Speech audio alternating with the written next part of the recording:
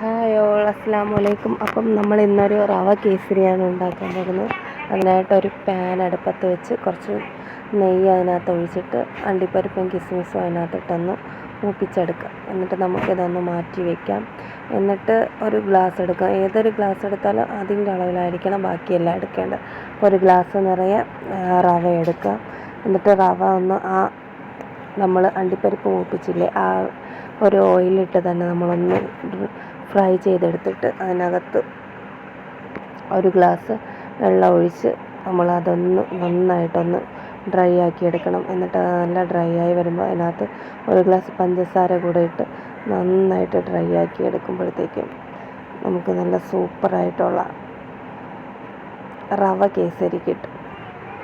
നല്ല സൂപ്പർ ടേസ്റ്റാണ്, വായിലിട്ട് അലിഞ്ഞു പോകുന്നൊരു ടേസ്റ്റാണ്. നമുക്ക് നോമ്പ് തുറക്കുമ്പോൾ ഒക്കെ കഴിക്കാൻ പറ്റുന്ന നല്ലൊരു സ്നാക്സാണ്.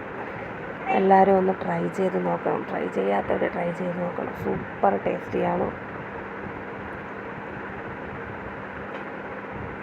അടിപൊളിയാണ്. അപ്പോൾ എല്ലാവരും നമ്മുടെ ചാനലൊന്ന് സബ്സ്ക്രൈബ് ചെയ്യണം, ലൈക്ക് ചെയ്യണം, ഷെയർ ചെയ്യണം.